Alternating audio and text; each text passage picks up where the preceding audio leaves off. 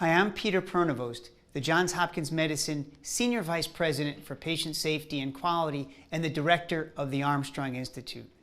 One of the most important ways you can keep yourself safe in caring for patients with Ebola is to make sure that you learn to put on and take off personal protective equipment in the most appropriate way. Now, the Centers for Disease Control has provided us detailed guidance for how to do that, but we needed training modules. So we partnered with the CDC to do that. We pulled together our infectious disease experts, human factors and systems engineers, psychologists, instructional designers, and technology experts to come together to produce this content. We've been here a week, working long hours to make modules for you. And now what you will see are 3 key modules. Number 1, how to put on or don personal protective equipment. Number 2, how to take off or doff personal protective equipment. And number 3, how the observer can work together to help ensure your safety using teamwork behaviors that were developed by the Agency for Healthcare Research and Quality. Now, we know these are anxiety-filled times. Believe me, I'm a critical care physician. I'm right with you. But we also know that with proper training and when we ensure your competency in putting on and taking off this equipment, we could safely care for these patients. So we hope you enjoy the training, and from our colleagues at the Centers for Disease Control and our colleagues at Johns Hopkins Medicine, we thank you for all you do for patients. This donning procedure assumes the facility has elected to use an N95 respirator with a gown. An established protocol facilitates training and compliance. Use a trained observer to verify successful compliance with the protocol. The trained observer will read aloud to the healthcare worker each step in the donning procedural checklist and visually confirm and document that the step has been completed correctly.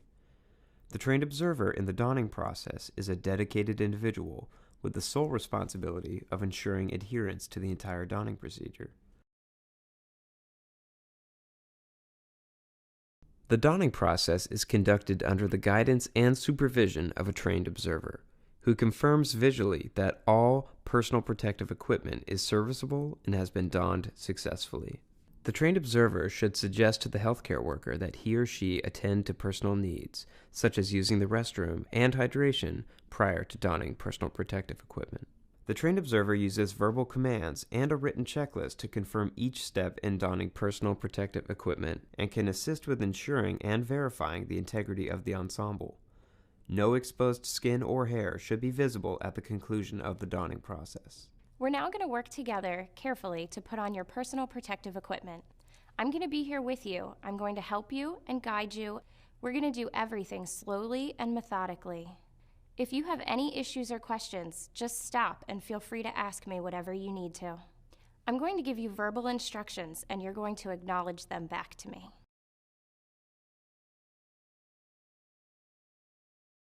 Before starting the donning procedure, change into clean surgical scrubs or provided disposable garments and dedicated washable footwear, such as plastic or rubber materials, in a suitable, clean area. All footwear should be closed-toe and closed-heel with no holes. No personal items such as jewelry, watches, cell phones, pagers, or pens should be brought into the patient room. Ensure hair is pulled back, away from the face, and off the neck and back. Ensure that your nails are no longer than 1/4 of an inch so they do not puncture the gloves.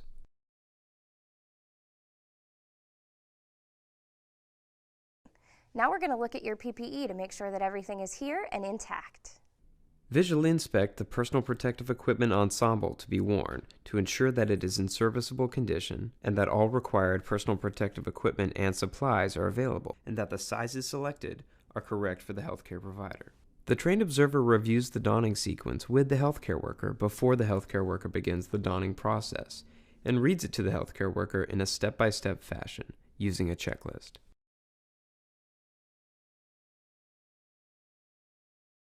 First, before any procedure, we need to perform proper hand hygiene.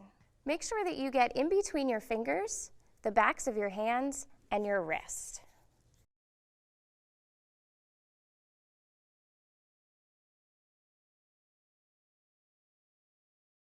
Now we're going to put on your boot covers. For safety, go ahead and sit in the chair and take your time. Make sure that all areas of the foot are covered and the boot covers are snug over your ankle and calf. If your boot covers have a strap, wrap the strap around for a comfortable fit. Try not to touch the floor or other areas with your hands while putting the boot covers on. If you do, disinfect your hands before putting your inner gloves on.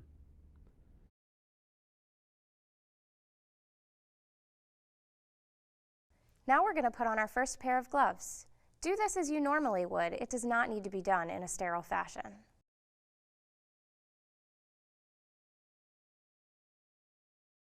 Make sure that the cuffs of the gloves go as far up your arm as possible. These are going to be called your inner gloves.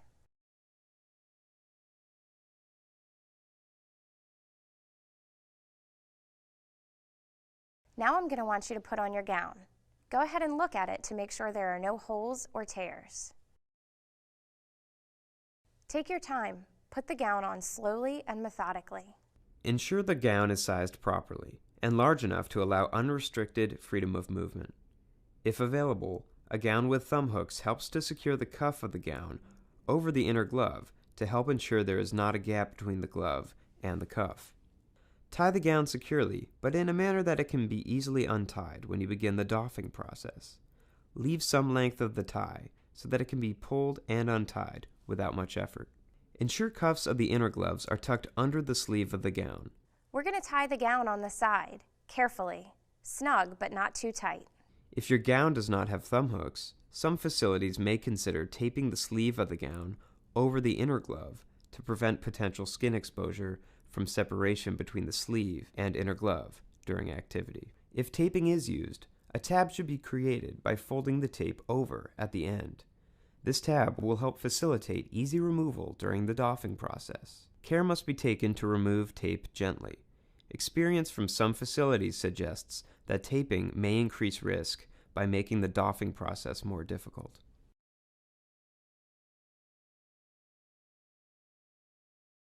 Now we're going to go ahead and put on the N95 respirator. Hold the respirator in the palm of your hand with the straps facing the floor. Place the N95 respirator on your face, covering your nose and mouth. Pull the bottom strap up and over the top of your head, and put it behind your head below your ears. Take the upper strap and put it behind your head towards the crown of your head. Mold the nose piece of the respirator over the bridge of your nose to obtain a tight seal. Always follow the manufacturer's instructions for wearing a respirator. Perform a fit check to ensure there is a good seal against the skin.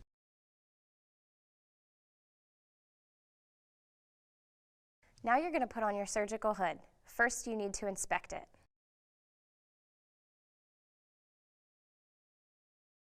You're going to put on the surgical hood so that the opening is in the front. Slowly pull the hood over your head and your shoulders. The trained observer should give a check once the hood is in place to ensure that all parts of the skin are covered, no hair is hanging down, and the hood extends to the shoulders. If the patient is vomiting or has diarrhea, put on a single-use, fluid-resistant or impermeable apron that covers the torso to the level of the mid-calf. The apron provides an additional layer of protection to the front of the body against exposure to body fluids or excrement from the patient.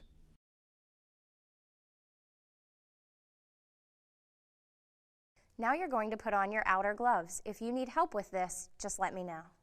Double gloving provides an extra layer of safety during direct patient care and during the personal protective equipment removal process. When putting on these gloves, make sure that the cuffs extend as far up your arm as possible and are over the cuff of your gown. Some facilities have found that using different colored gloves for the outer gloves is beneficial. Utilizing different colored gloves for each layer helps to rapidly identify any breaches in glove integrity.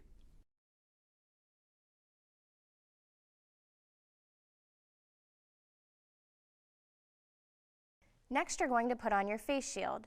Do this by placing the elastic strap behind your head, making sure that the foam is resting on your forehead. Put on a full face shield over the N95 respirator and surgical hood to provide additional protection to the front and sides of the face, including skin and eyes.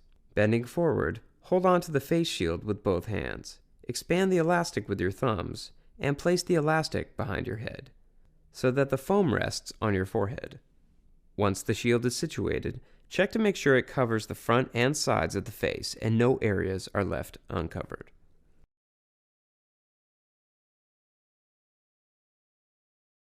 Can you please hold your arms out to your side and turn around for me?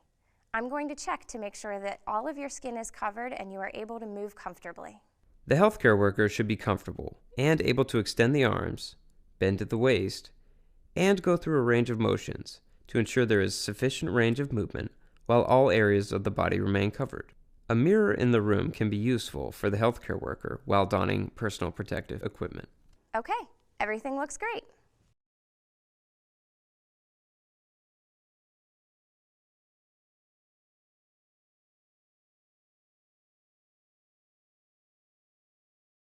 Hi, I'm Peter Pronovost, the Johns Hopkins Medicine Senior Vice President for Patient Safety and Quality and the Director of the Armstrong Institute. One of the most important ways you can keep yourself safe in caring for patients with Ebola is to make sure that you learn to put on and take off personal protective equipment in the most appropriate way. Now, the Centers for Disease Control has provided us detailed guidance for how to do that, but we needed training modules. So we partnered with the CDC to do that. We pulled together our infectious disease experts, human factors and systems engineers, psychologists, instructional designers, and technology experts to come together to produce this content. We've been here a week, working long hours to make modules for you.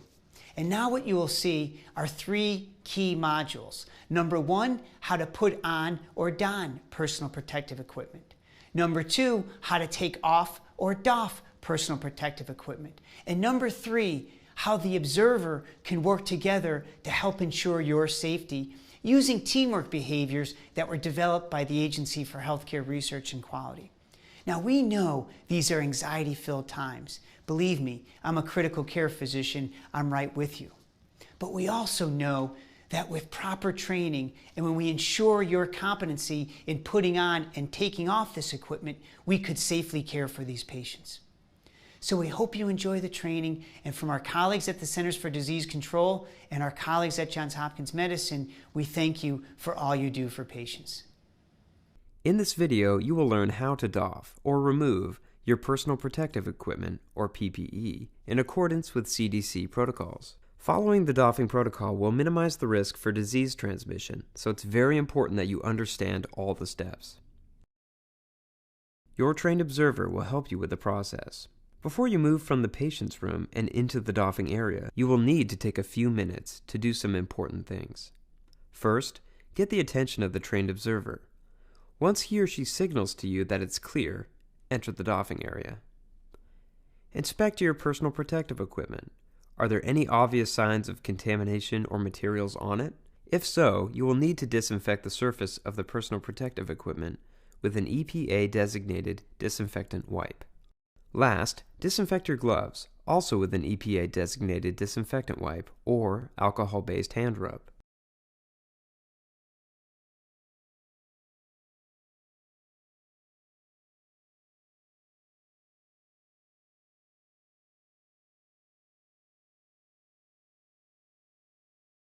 You and your trained observer are a team throughout the doffing process. I'm here to help you through the doffing process. You'll hear me give directions that are not part of standard practice, but are designed to keep you safe. The trained observer will read each step aloud, giving you the time to take the required action. We need to check for any rips, tears, or contaminants on your clothes. Remember, don't rush through the doffing process. Take your time and be careful.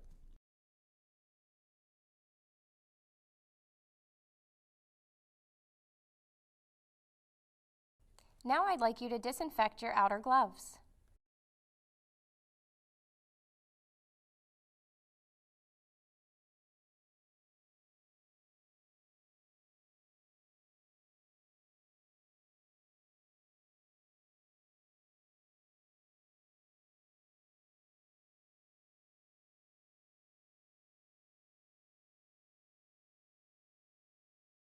If you're using an apron, you now need to remove it. The assistant will assess the type of apron used and will assist with untying the strap. Then, You will remove the apron by breaking the strap or lifting the strap over your head, rolling from the inside to outside and away from your body, and discarding it in the appropriate receptacle. If the apron can be gently pulled away from the body by tearing it at the neck, this process should be used. Once the apron is off, inspect your personal protective equipment for visible contamination, cuts, or tears. If you see your personal protective equipment has been compromised, or if there are any signs of contamination, disinfect it with an EPA-registered disinfectant wipe.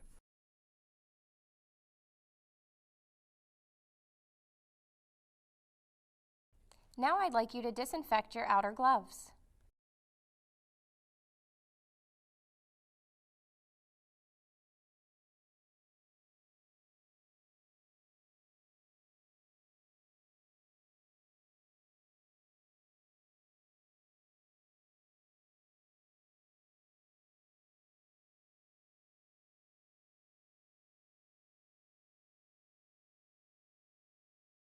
In your doffing area, you will have 2 chairs.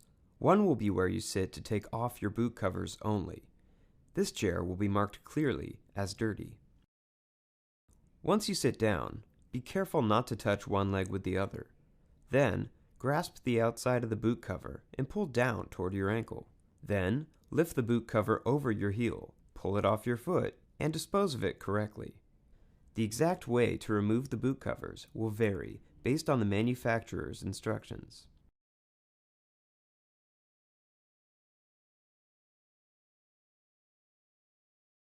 Okay, great. Now it's time to disinfect your outer gloves again.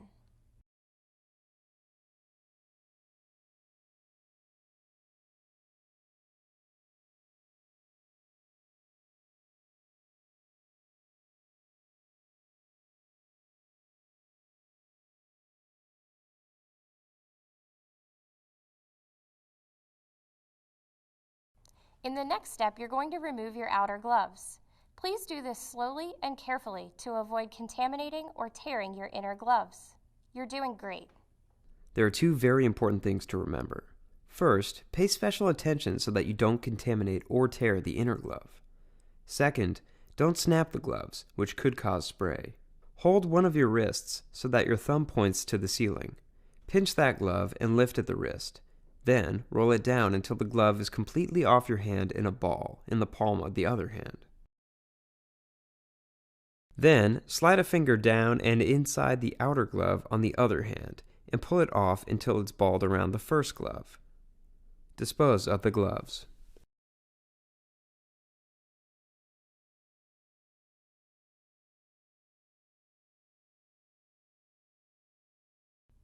Good job. Now inspect both sides of your inner gloves for visible tears or contamination. If you do see a tear, hole, or signs of contamination of the inner gloves, disinfect with EPA-registered disinfectant wipes or alcohol-based hand rub. Then, remove the inner gloves, making sure not to contaminate your bare hands. Once the gloves are off, perform hand hygiene with alcohol-based hand rub on your hands. Then, put on a new set of gloves up to the edge of the sleeve.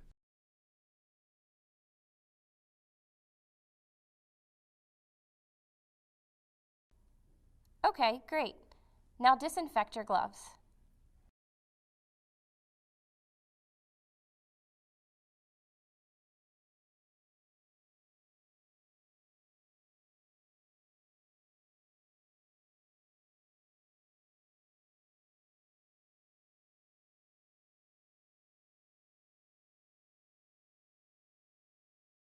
In this step, you will take off your face shield.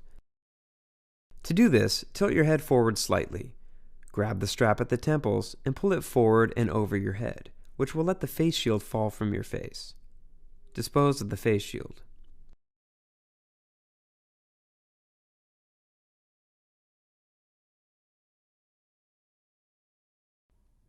Okay, great. Now disinfect your gloves.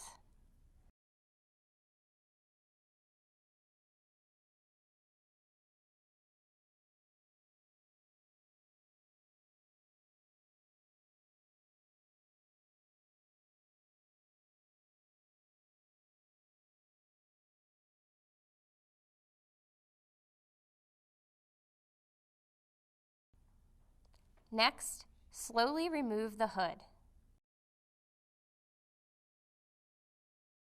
To do this, tilt your head slightly, grasp at the crown of the head, and use one hand to pull the hood forward, away from the body, and off the head.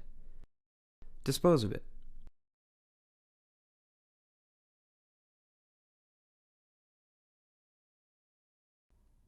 Okay, great. Now disinfect your gloves.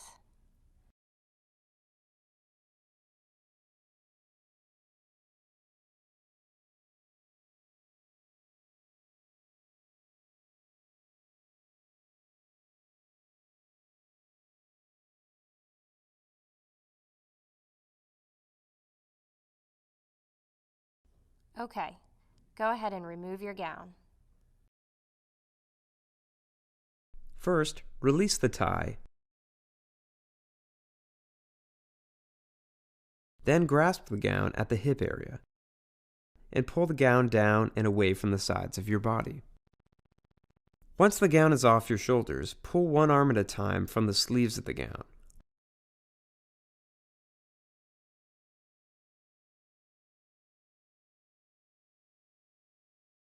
Arms are bunched at your wrists.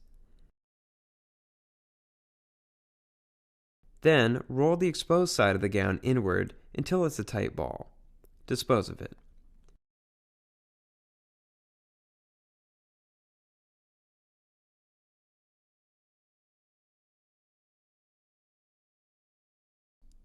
Now it's time to remove the inner gloves.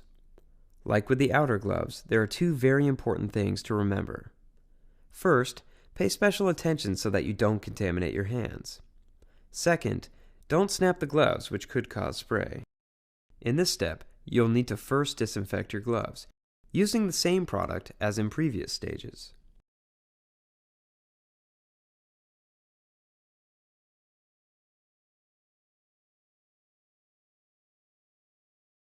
The process to remove the inner gloves is the same as it was with the outer gloves. Hold one of your wrists so that your thumb points up. Pinch that glove and lift at the wrist. Then, roll it down until the glove is completely off in a ball in the palm of the other hand.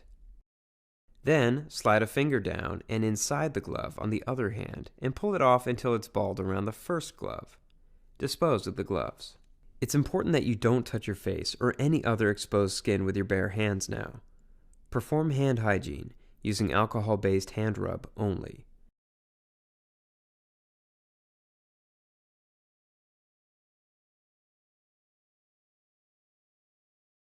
Then, put on a fresh pair of gloves and you're ready for the next step.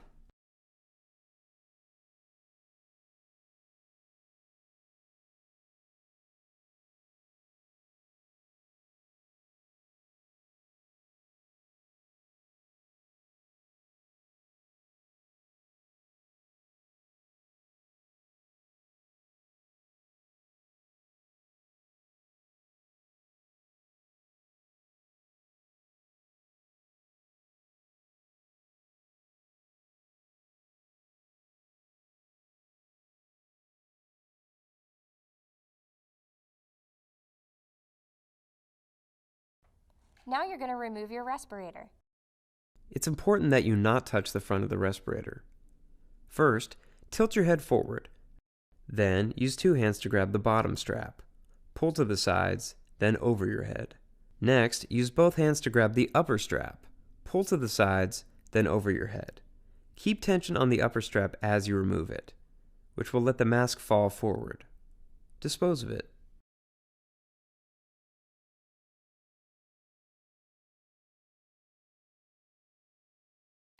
We're getting near the end. You're doing great. Now disinfect your gloves.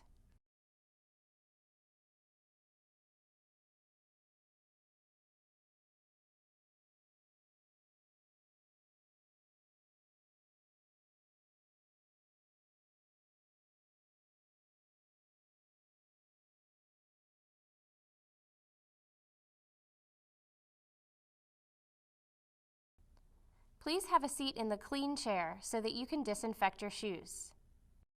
To disinfect your shoes, sit down in the clean chair. This will be designated as the clean chair.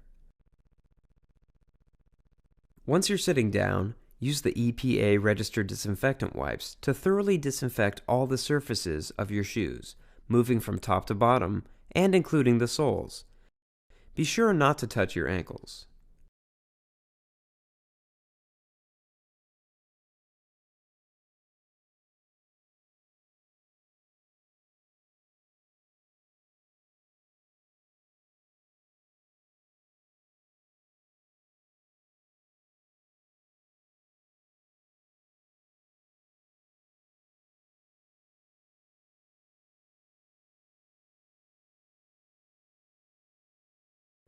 Now disinfect your gloves.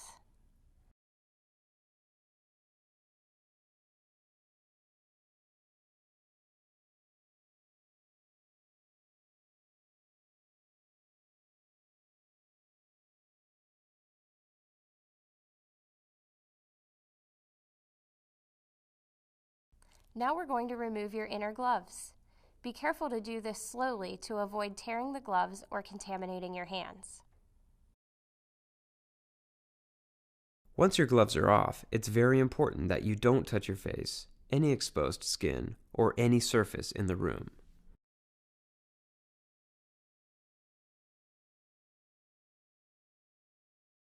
Go ahead and perform hand hygiene.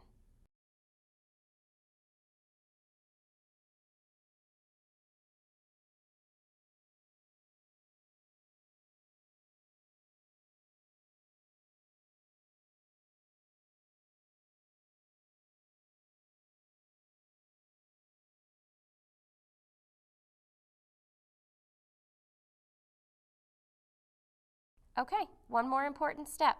We need to check for any rips, tears, or contaminants on your clothes.